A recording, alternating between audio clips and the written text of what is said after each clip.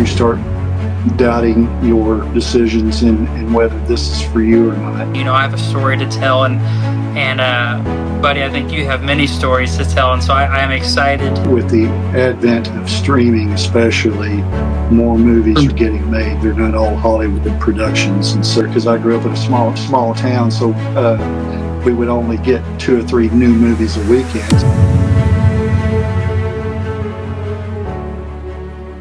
Buddy Campbell. Buddy's an actor, a producer, a writer, and sometimes a director. Welcome to JM Clips, everyone. I'm Jarrett McIntyre, and today I'm greeted by a new friend of the channel. His name is Buddy Campbell. Buddy's an actor, a producer, a writer, and sometimes a director. Buddy, if you don't mind, I'm gonna hype you up for a second, and then you can tell the audience your version of yourself. And so, if you don't know Buddy, you almost can't go anywhere that you won't find him. So you'll find his work on places and projects like Disney Plus, Hulu, Apple TV, Angel Streaming, Amazon Prime, Fandango, Tubi, and a lot more. Substantial recent titles would be Disciples in the Moonlight. Let's see here. The Beast of Trinity, Texas. Sovereign, The First Summoning, God's Not Dead, A Light in Darkness, and literally so much more. As we'll get into, Buddy, your IMDb is so vast. That was just a brief look at your filmography. But to those who are coming across you for the first time, maybe they've never met Buddy Campbell or seen him on screen. How would you like to introduce yourself to the audience, and what would you like them to know about yourself? Well, again, my name is Buddy Campbell. I'm an actor, sometimes screenwriter, sometimes director from the Ozark Mountains, Arkansas, and I've been involved in this industry for about 10 years now. I'm one of those people that always enjoyed acting when I was in high school and college, and then after that I got a real job in the real world. Didn't think it'd take me anywhere, and then about 20 some odd years later I answered an open casting call for a movie shooting in Northwest Arkansas called Greater, and auditioned for the role of redneck number 1, and didn't get the role, but they did invite me back as an extra, and I spent the day on set, and it was a SAG film, and so I got to meet some people in the industry like Neil McDonough and Leslie Easterbrook and people like that, and caught the bug again. Went back to wanted to try acting again, so I started taking classes, and then one short film led to another short film, which led to background roles in big productions and commercials, and it just started snowballing from there. So I've been doing this hard and heavy for about 10 years and just enjoying the heck out of it. I want to keep doing it. Yeah, that's awesome, man. I'm a young guy with high aspirations, and I dream about making Christian films, and so I'm always on the hunt for people that kind of wear that reverence of their faith in their artistic work. And so when I came across you, it was just one interview after another, one movie after another, and it's just so evident that you bring that passion, but that faith along with you in your work. So a lot of the things you just mentioned, I want to dive into a little today. But you mentioned that you went to college, and then approximately there's around 20 years of doing work that was just not filmmaking. And then if I understand it correctly, around sometime in your early 40s is when you answered that casting call. I've heard you tell that story a couple times in some other interviews, but I have a couple quotes that I gathered from you that I would like to read if you don't mind, and it's all just set up a question for you. Okay. So quote number 1. This is you, and you're talking about the value of personal stories. So you said, every person in the world has a story to tell. Some people say, I can't be a witness for God. I've got nothing to say. And you said, yes, you do. You've got a story that will touch somebody. if you just talk to somebody who's lost, you'd be surprised how your story can affect someone else, even if it's the most simplistic and boring story in your mind. One more quote here. This is on creating your own opportunities. He said, actors are artists. We've got so many ideas in our head that would make good movies that we would like to make. If you want to have those play out, you've got to put them down on paper. You got to start writing. Some people, somebody's not going to come up to you and say, hey, can you direct this film? No, you just got to write your own film, direct your own film to get started. So, Buddy, the reason I read these quotes to you is because you're a passionate guy. At least it seems to be. You're so passionate, and that's awesome to see. But the context that I'm trying to lead this to here is, you're a college theater guy, and then you took a 20-year hiatus, and then it really kind of picked up for you on the other side of things. But back in those college years, or as you alluded to, the high school years, like what was the movie, the prayer, like what was the thing that started the seed of this passion that we're hearing from you today? Well, in high school and college, acting actually was not my passion. I was an athlete, played 3 sports in high school and also in college, and that was my passion. I only did some acting, for fun in plays in high school and college. I enjoyed it, but never thought, again, that it would take me anywhere. But my real passion for films started after college when I got a job reviewing movies for a newspaper. Oh, and really?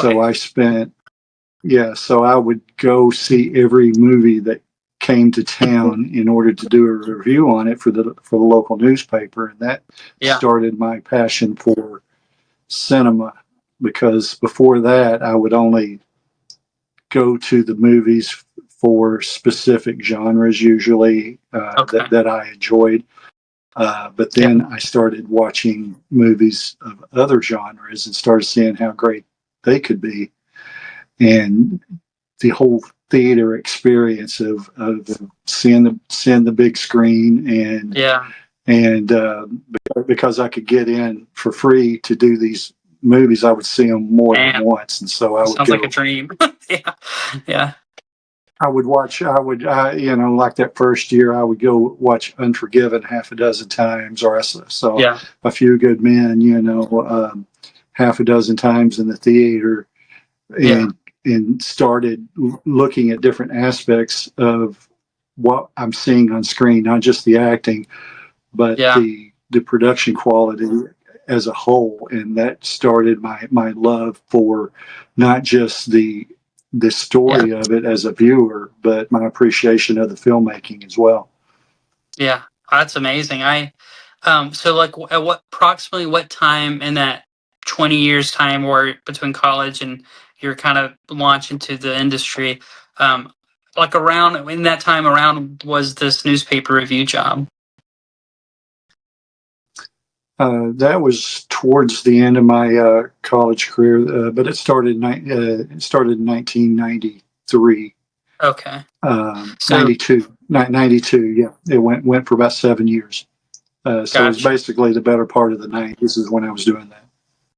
Gotcha. So would you say that those 20 years was kind of a buildup of this, just like, well, obviously respect for cinema, but also maybe a love for storytelling, or was that kind of happening the whole time, or maybe a few years before that open casting call, it really set in, or was that just a long process? Well, I enjoyed good storytelling in film and in music as well. A good story song, I really enjoy that as well. But all my life, I would enjoy a good movie. It just wasn't my passion when I was in school, because I dreamt of being a professional athlete, and so that's what drove me was athletics. But the whole time, all my life, I've enjoyed a good movie, but I didn't really start getting Yeah. into seeing everything that Yeah. of all genres until I started that job reviewing movies for the newspaper. Yeah. And it didn't stop even after I stopped doing the job. I kept going to see everything Yeah. in the theater because I grew up in a small town, so we would only get 2 or 3 new movies a weekend. So even Yeah. after the job was over, I would still go see the 2 or 3 new movies every weekend, Yeah. even though I wasn't getting paid for it, just because I wanted to keep up that pace. And so Yeah. I did that for 20 some odd years after that, still seeing everything that came to town. That's pretty cool, man. No one's ever paid me to review movies, but I hope they do one day. But but no, I can, in this It conversation. didn't pay a lot, but at least I got it for free. Yeah, there you go. Um, yeah, man. So in this conversation now, and also like I said, I've been doing my best to study for this, and I've been listening to some of your interviews, and I hear a lot of things that are relatable. But I also pretty much from my early years to midway through high school thought, my plan A was to be a professional baseball player, but I'm 5'8", so that wasn't going to happen. But but baseball was Sounds my like a good passion. second baseman to me. Yeah, yeah. I see. The problem is I wasn't fast enough for second. I was a decent pitcher and a third baseman because you don't have to move around as much. But what was I thinking? Oh yeah, so movies for me was like a family thing, and um, it, more so my junior year of high school, I kind of started developing this kind of. I was is pretty nerdy the word it this way, but this like appeal towards I want to pursue truth. So I was had been a Christian my whole life, and I kind of had my eyes open thanks to an English teacher that hey, I pursue truth in Christ, but I also can pursue truth in these narratives that reflect Christ. Um, and that's where my movie passion kind of originated from. But so for you, that's so cool to hear. I didn't know about that paper job. But so for you, grew up playing sports. The movie passion came a bit later. How about your faith, man? Is your faith something that developed as an adult? Did you grow up in a church going household, or if you don't mind sharing, what was that dynamic like? Yeah, I grew up in a Christian household. We would go to church every Sunday. That's always been a part of my life. Yeah, Found Christ early in life, and that's always been a part of me. But as far as the profession goes, with acting, I love doing faith based films. However, I do all genres. yeah, I don't box myself into just one genre.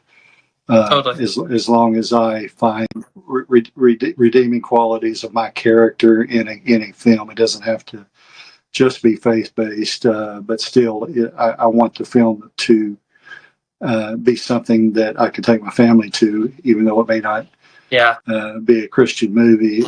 I don't want anything objectionable in it that I can't bring them to. And so yeah, I learned early on that if you're offered a role in a movie, before you accept it, ask for the whole script so you can read the whole thing before you commit to it. Because there's gotcha. a few of those that I did early on that I would not do again because I didn't Yeah, know what the entire content of the movie entailed. gotcha. And so that's one piece of advice I'd give to all new people in the acting world is to read the entire script before you accept a role. Yeah, If you have that's boundaries, stick to those boundaries. yeah, Yeah, there's no, and it's okay to say no. Early on, I got some bad advice that if you're offered a role, you better take it because you may not get yeah, another one because uh, directors may tell other directors that yeah, they're difficult to work with because they didn't accept this role, but it's okay. But that doesn't really happen like okay, that. It's okay to say no if it's something that you don't want to do. yeah. Yeah, Why? just do the ones you want to do. Yeah, well, it's admirable that I'm not in the position of you where you are, where I could say I'm a professional actor or anything, but I would imagine, and I'm sure you've come across people as many projects as you've done, where the intent to hold up those boundaries was there, and then maybe it didn't last, and so. Um, and if you go through your filmography and look at year dates, it's very apparent that that intent and those boundaries lasted for you, and so man, that's highly respectable. um so yeah, so you had that 20 years after college. You answered an open casting call to the movie Greater. And so from there, you went from kind of having these background, at least it's the way I understand it, being like extra type of positions and roles, to writing award-winning screenplays and producing films. And so, we just read your quote. You give this great advice of just starting and kind of making your own path. But was there a moment? Was there maybe it was just an idea of a story that you wanted to get done, or was there maybe like an opportunity that didn't go through? What was the moment that you said, you know what, I'm gonna pull up my church sleeves and do this myself? Sure, there's always times in any actor's career where I would think that you start doubting your decisions and whether this is for you or not, and so you may just you're going to have those frustrating times in your career when you just want to say this isn't worth it. I want to do other things. This is not for me. But you just have to endure through those times. You Yeah, have to just persevere and just know that there's going to be many valleys that come with the peaks in yeah, your career. It's not smooth sailing all the way up, yeah, and so there's going to be highs and lows, and so don't get discouraged when things aren't going great. If you love what you're yeah, doing, just keep doing it, and those yeah, the natural ebb and flow of the industry, you'll get things coming your way again. yeah, man. That's so cool. I know I have family that'll watch this, and I know I got a certain brother that's gonna feel really edified by what you just said there. Um, would it be, and you correct me if I'm wrong, man, because I like I said, I've been studying for a few days now, but is it right to say that your first, maybe not your very first, but your first major production that you wrote, was that Louisa, the short film? Well, I've never actually wrote a major production for one thing. The ones that I have written are just been short films that I made, Yeah, well, a short film with can be a friends. major production. Yeah, Yeah, but oh, yeah, it can be. But Louisa, yeah, I believe that was the first script that I wrote myself that we actually got made into a short film, and yeah, it was something that came about on a whim. really, I was invited by a uh, friend of mine in the industry who lives in Kentucky, and she was telling me that her son, who was the actor in the family, was doing a short or doing a feature film in Ohio, Mm, and that they were going to be staying at a very old B&B up there in Lebanon, Ohio, and the house they were staying in was built in 1819. And she yeah. said, "We're going to be up there a couple of weeks, so why don't you come up and bring some people with you, and let's just make a short film about this old house." I'm like, Very cool. "Okay, when's this going to happen?" She said, "Yeah, it's going to be in a couple of weeks. You want me to write a film in a couple of weeks and do pre-production on it and get it cast and Oh my with gosh. no Yeah, budget yeah, and to you know get get this to work." And she yeah. said, "Yeah, you can do Oh my it." gosh. so, She so had a she had lot a of lot of faith. confidence. She had a lot of faith in Yeah, me. Yeah. So I wrote this. wrote a script in about 2 days, and used a lot of the history of the town of Lebanon, Ohio, as part of the Yeah, script. And so I did my research on the town and everything, and that's so cool. that's yeah, I threw it together in a couple of days and got up there, and yeah, no budget, and Yeah, but we got it done, and it's um, I'm really proud of it, even though it's not the highest quality as a yeah, Hollywood production, but it's again, I'm proud of it and don't mind sharing yeah. it with anybody who wants to see it. Well, that's awesome, man. So for context, so me, the the movie, the love for film, Well, and yeah, yeah. And oh, go ahead, go ahead. if I may, if I Yeah. may jump in, can't believe I just did this, but yeah, I got I got two movies mixed up with the scenarios there. Oh, you know, you're fine. the Go. the movie I was describing the movie The Shrew, which was Okay, another one I did with the same people about the gotcha. same time. But Louisa, I'm sorry, Louisa was a different storyline. We No did problem shoot at that all. in Kentucky. Okay. But it was almost the same scenario. It's the same people. The mom. Yeah. We had done a movie that we shot in Kentucky. Yeah. Actually, it was a Friday the 13th fan film called Voorhees Yeah. Night of the Beast. And so we Yes. shot it in the Yeah. hometown of this mom that I was describing. And so we were going up there to get some dates mixed up here. We were going up for a screening for yet another movie in the Yeah. town of Louisa, and Nice. she said, while you're up here for the screening, let's go ahead and make a short film while we're here in town." So that's how This Louisa woman came has thrown about, you into a and so lot of things. Yeah. it was in the town of Louisa. So I titled the story Yeah. Louisa, and so yeah, we threw that together just as fast as we did The Shrew. Well, that's really And cool. then later on, we did end up shooting the Friday the 13th fan film also in Louisa. So I've been to Yeah. Louisa, Kentucky. It's a darling little town on the Big Sandy River, right on the border between eastern Yeah. Kentucky and West Virginia. So it's a Man, wonderful place, and I enjoyed going yeah, up there. But we filmed about 4 different movies up there so far. that's awesome.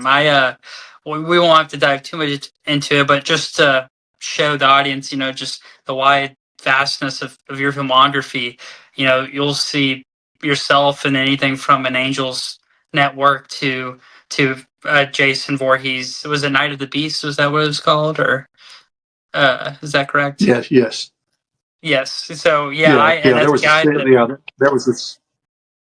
sorry, I cut There you was off. a sequel to that called there was a sequel to that called After the Beast as After the well. Beast. But Night of the Beast was the one.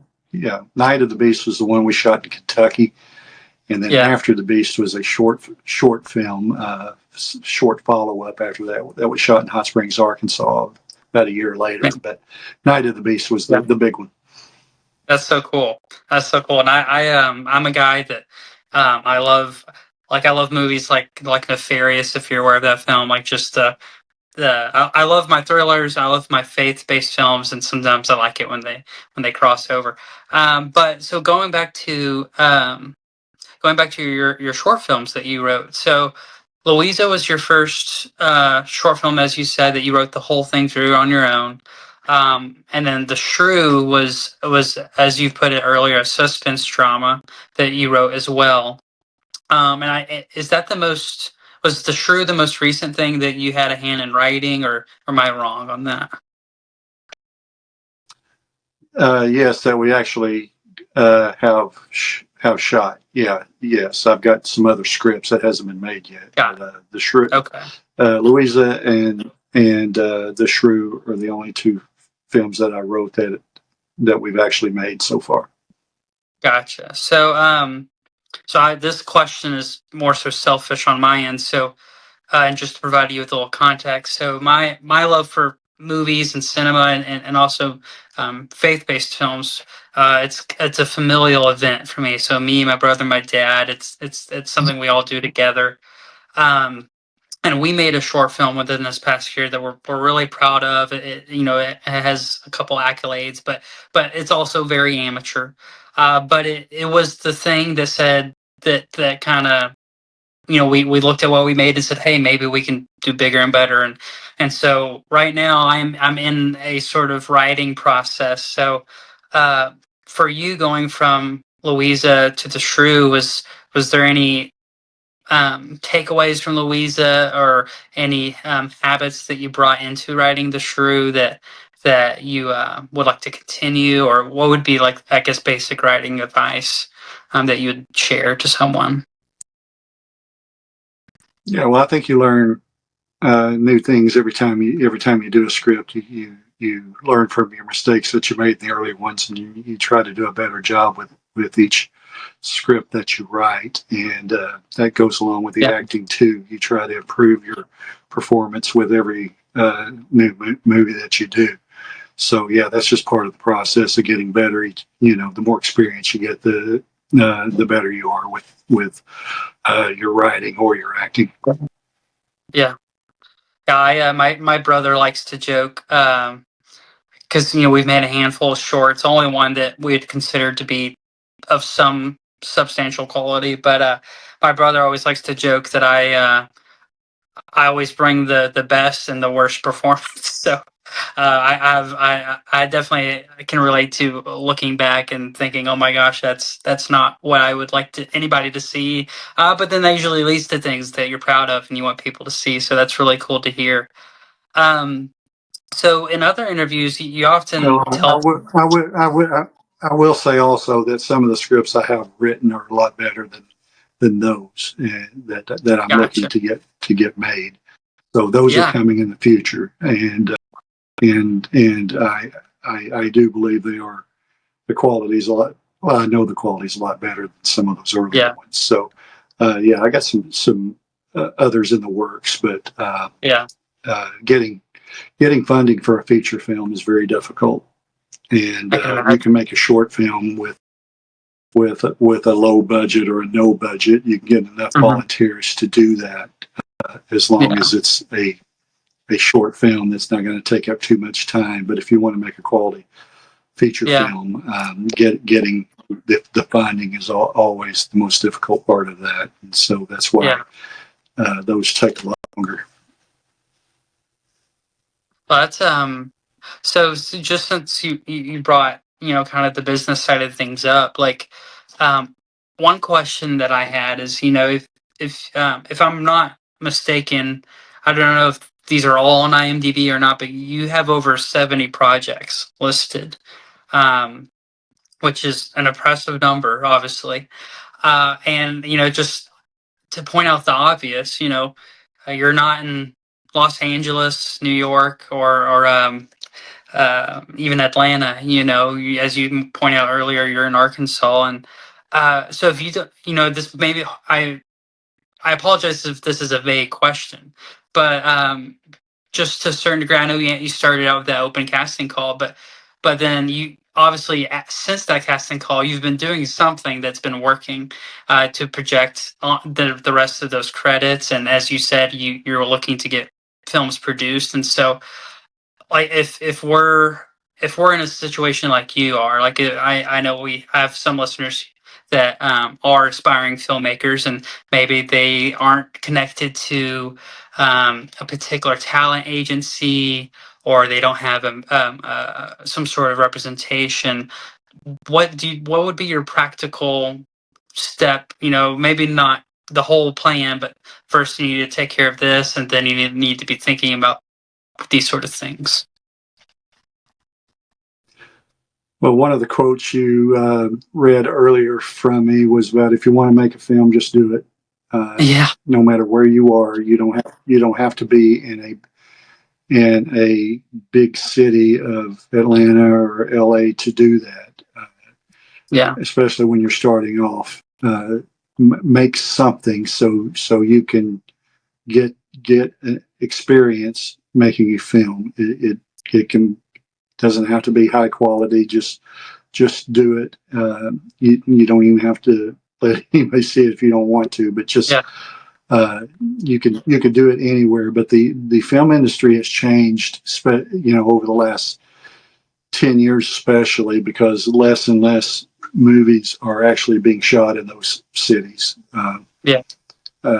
With the advent of streaming, especially, more movies are getting made. They're not all Hollywood productions, and so Yeah. all of these streaming services want content, and so they are looking for films uh, to put on their channels, and so Yeah. you can make a movie anywhere. You can do it here in flyover country, between LA and Atlanta, and between LA and New York, because these streaming services, a lot of them are free services to begin with, and they can't Yeah. afford to pay the Hollywood uh, bucks for the big projects anyway. So they're looking for small independent films to put on their channels. And For so sure. there's a larger market out there than there used to be for aspiring filmmakers to get their projects seen. And Yeah. so that has really changed over the last 10 years, and especially with since COVID happened, you don't have to go to the big cities to actually audition as an actor. Yeah. Self-tape auditioning is the rule now. Yeah. Pretty much, it's not used to be an exception, but you can self-tape your auditions at home and submit them that way, and so you can be an actor Yeah. who lives in Arkansas or Missouri or Kansas or Michigan or wherever. You don't have to live in the big cities in order to be an actor. And Yeah. if you get the role, then they can fly you into those cities. I just got back from doing a week of filming in Atlanta. Just a quick direct flight to Atlanta. One day, one morning, and I was on set just a few hours after we landed, and was there for a week, and then flew back at the Yeah. end of the week. And so that's pretty much the norm now. Yeah. Actors don't have to live in the big city, so you can make films and be an actor anywhere you're at. That's awesome. So yeah, so just like a practical question here, and if you don't mind me asking, you can tell me. I don't need to know. But are you in a traditional setting with like an agent, or are you using like programs and websites like Backstage or 99 to look at these auditions, or do you have a particular formula that you use, or what's your process there? All of the above. All of the above, man. Right on. Yeah, You're hustling. yeah, Yeah. yeah. Even though, I got an agent early on. I was fortunate enough to do that, Yeah. and she was in LA, and that was a wonderful thing to have. But that wasn't the only way I got films. Yeah. Agents, most agents I know encourage the actors to look for roles and self-submit for roles themselves, because they Totally. can't see all of the Yeah. casting calls everywhere. And so Yeah. what you have to do is let your agent do their job, but in the meantime, Yeah. and usually an agent will be representing dozens, if not a couple of hundred Yeah. clients, and so they can't They can't all be for you. give you Yeah. all of their attention. So whenever you see an open casting call, just submit yourself, and we're every actor I know in the independent film world are on these acting services as well. These Yeah. casting call services, some of them you mentioned. So yeah, you have to do that if you want to For do as sure. many roles as I have. Yeah.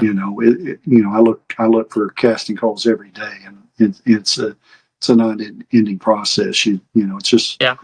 part of the job of being an actor is looking for the next role. Yeah. Is there so for me, I mentioned earlier that one Christian film that I r- liked and loved and all the things was Nefarious. That it was a Christian thriller that came out, I want to say, in 2023, and for me, the way I received that, the dialogue was beautiful, and it quite literally, but also just in the romantic art form, was so truth revealing for me. Like, it felt like a movie that perfectly and artistically revealed characteristics of truth, whether that be Christ himself or the way that he has set things up to be. And so for me, as an aspiring Christian filmmaker, that was a movie that had some role in kind of pushing me down the road. Is there and it doesn't have to be a Christian movie, but a Christian film or a film of any kind that kind of spoke to you in a special way, that either maybe it got you kind of going, or you're 5 years into the business and you saw that movie and he's like, and it kind of just reminded you of why you're doing what you're doing, or something like that. Yeah, well, I'd love to brag on Nefarious myself because that was a movie that was shot in Oklahoma, and I actually auditioned to play the warden in that movie. Really? Didn't get the role, but yeah. So, That's cool. but That's cool though to say you auditioned. Sean Patrick Flannery's performance in It's that was amazing. one of the best performances I've ever seen. He definitely should have been nominated for an Oscar Oh, for that. yes. If But for those who go ahead, sorry. he's always been an overrated actor. He's been around for a long time. Uh, Yeah, movies like Boondock Saints and so forth. yeah, But yeah, he's great, and to have him in that uh, uh, was definitely a big thing for the producers for that to for actually get sure. someone of his quality to play the lead. I But yeah, there's yeah, been several movies that have been inspirational to me as well. yeah, Way back when I was growing up, the movie Hoosiers, yeah. basketball movie starring Gene Hackman as the basketball coach. Great movie. I always look back to that movie as one of the biggest inspirations for me as far as Mm, being an actor. And, mm-hmm. and I would now that I was at that high school college age back then when the Mm, movie came out, but now I would love to do a movie similar to that where I would actually play the coach yeah. uh, in a movie like that. And another similar type movie was Dead Poet Society growing up. Uh, That also came out when I was a student with Robin right. Williams Yeah. as the inspirational English teacher in that, teaching Ethan Hawke's poetry. And performance in that was amazing as well. yeah, Ethan Hawke, Josh Charles, Gail Hansen, they were all terrific in that movie. Yeah. But those are some of the earliest movies that were very inspiring to me as Yeah. a young actor. Yeah. That's so cool. I every time I watch the Hoosiers, I think, man, I gotta get me a pair of Chuck Taylors. But Right. yeah, yeah. Well, let's see here. I don't want to take up too much of your time. But yeah, man, I just see you as this kind of this agency within the Christian film space. And so, when I look at the the industry right now as it regards Christian cinema, I see obviously a lot of good things. Angel Studios has kind of changed the game. um, you have Kingdom Story Company doing a lot of major, theatrical release, major production companies. But I guess I just would be interested in, like, as a man that has done a lot of indie films, like, where do you see, or do you see a specific role in Christian independent films, in the sense of like, um, how do I want to word it? So right now in secular cinema, independent horror films have almost changed the industry more than the major, production companies dumping all their money into whatever movie they want to make. So I guess what I'm asking you is, and again, it's kind of a selfish question, but as a guy that is shooting for the independent lane, what are things that, you know, and it can be film related, but it can also be faith related. What are things that are priorities that I don't need to let the busyness of everything kind of cloud? I just need to keep these a few things in check to make sure I'm hitting the mark of glorifying God, making a quality product, and I guess just a good movie. Well, one thing I will preface that with is that faith-based movies and family movies have gotten a whole lot better over the last 10, Yes. 15 years than they used to be, And so Yes. that reason alone, they're actually profitable now, and Yeah. can be profitable now if they're done right, because you can get a lot of uh, good Christian scripts. Uh, they're easy to find, but if you don't have the backing for them to put the Yeah. funding behind them, then you're not going to make a good movie. And so a lot of the faith-based films in the past were preaching to the choir. You Yeah. were just Yeah. doing the same old cookie cutter plot lines for a lot of those movies. But now the writing has gotten better because uh, probably starting with the God's Not Dead franchise for one. Mm-hmm. There's been some others, but that started a trend towards better quality faith-based movies. And then Yeah. when Angel Studios came along and they made Passion of the Christ, Mm. that just took it into another stratosphere with the Yeah. amount of money that a Christian movie can make. And so, if you can make a quality movie and it make money, then studios are going to want to see more. Yeah. Audiences want to see more. But there is a huge hunger out there for faith-based and family films, Yeah. because you go to the box office these days. How many superhero movies are there going to be out there, and how Yeah. many remakes and reboots of superhero movies out there? But that sucks all of the oxygen out of the out of Hollywood, that even Hollywood's not making good smaller budget movies. They're all going for the blockbusters. But parents want their kids to see the type of films and TV shows they grew up on, Yeah. and so there is a hunger out there for that. Yeah. And so with some of these streaming networks that are focused on those, you mentioned Angel, Great American Family, Mm-hmm. Hallmark. There are some family and family friendly and faith based friendly uh, channels out there, and that they need the content too. And Yeah. so I would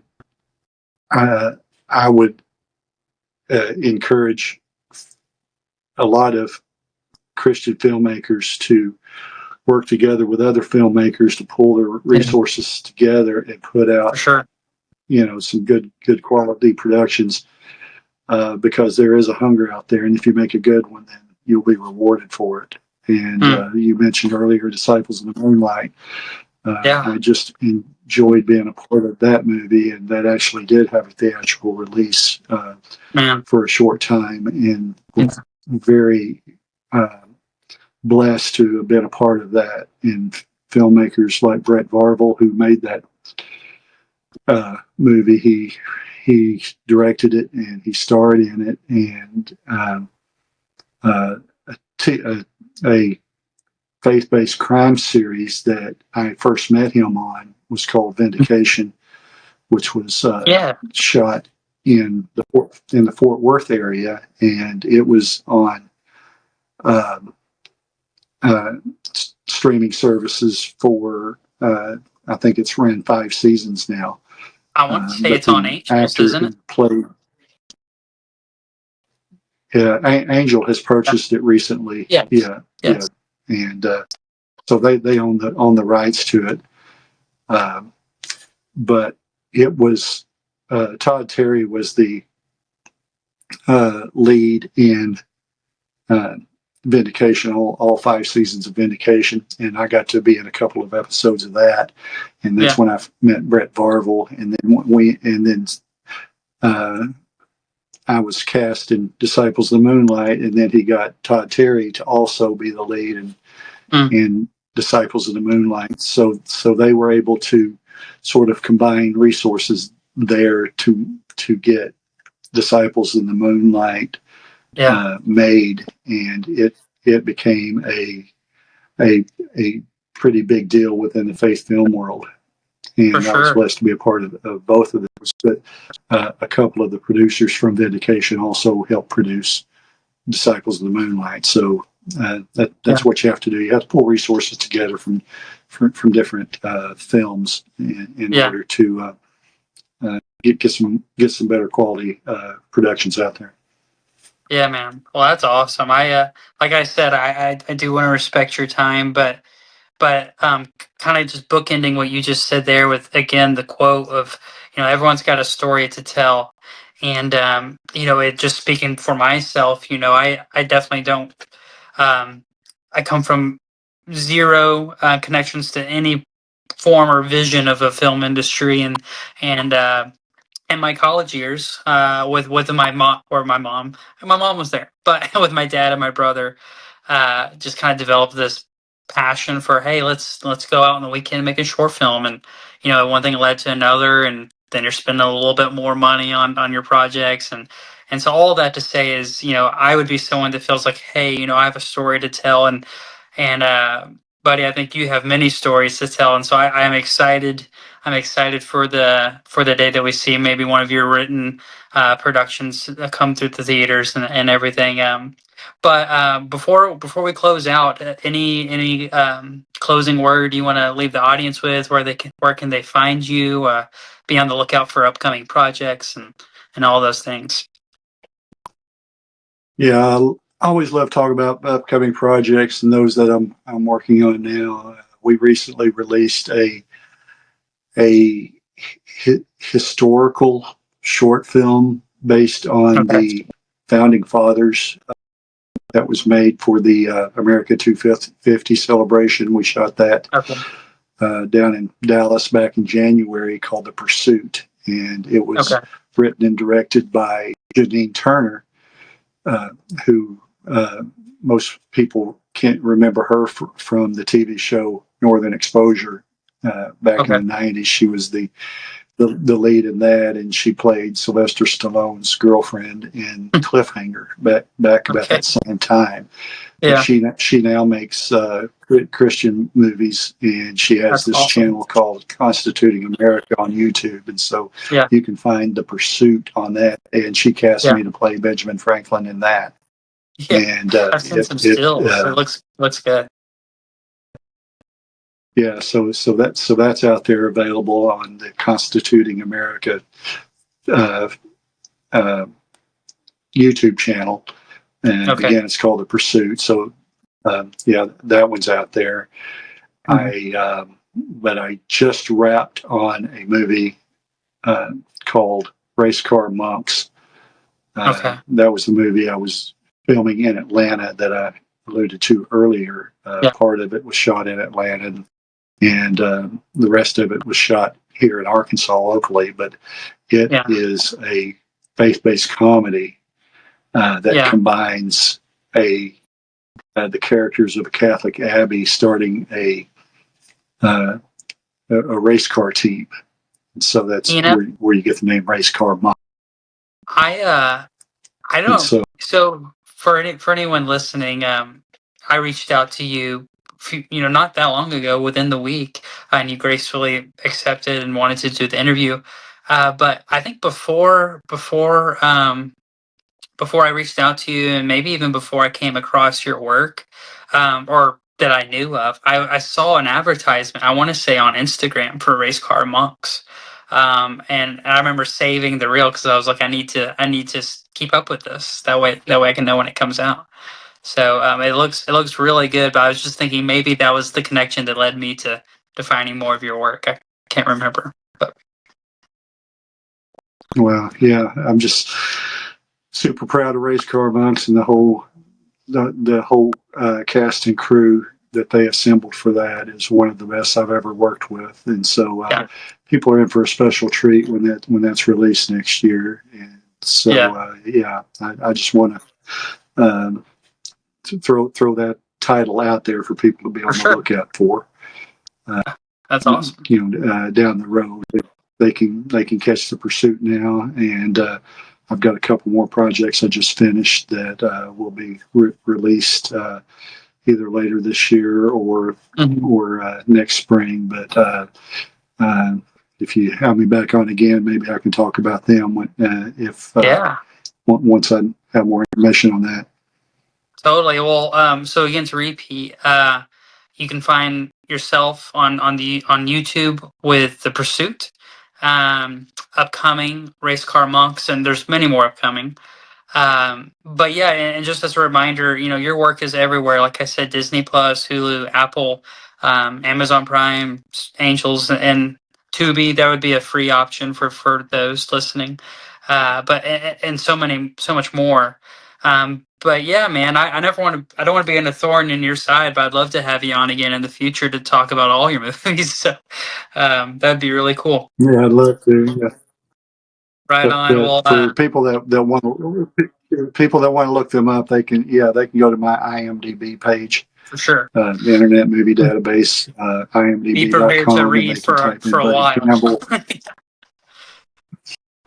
But they can see all the ones that are listed there, and there's a lot more that I've done that's not even listed on there. I think you mentioned 70 Oh, for something, but sure. Race Car Monks was my 131st project that I've been a part in, Oh my and gosh. so but that includes film, TV, web series, commercials, Yeah. every type of production that I've ever done. They're not all listed Yeah. on IMDb, but yeah, you can find the majority of my stuff on there, and Yeah. you can look the movies up. And if you have any questions about them, you can reach out to me. I can be found easily on Facebook. You can message me on there, or you can find me on Instagram as well. I am the only Buddy Campbell in the industry, so Yeah. it's a good thing. My name's not Joe Smith or something like that, where Yeah. there's going to be a dozen of them out there, but people can find Yeah. me You're the only buddy, pretty man. easily on those. Yeah, yeah, the only Buddy Campbell. Yeah, growing up, it was Buddy Ebsen and Buddy Hackett and Buddy Holly Yeah. and people like that. Yeah. But yeah, the only Buddy Campbell in the acting world right now. Well, that's awesome, man. Well, like I said, you have been an inspiration to me, and I'm going to continue to dive into your filmography. And I definitely want to catch Disciples in the Moonlight and several other of your films that we haven't mentioned tonight. And so everyone else listening should go do the same. Buddy, you're an ambassador of the faith, but you're also an amazing filmmaker. And so thanks for taking the time here on this little channel tonight. We appreciate you. So. Well, I appreciate you asking me to be a part of this, and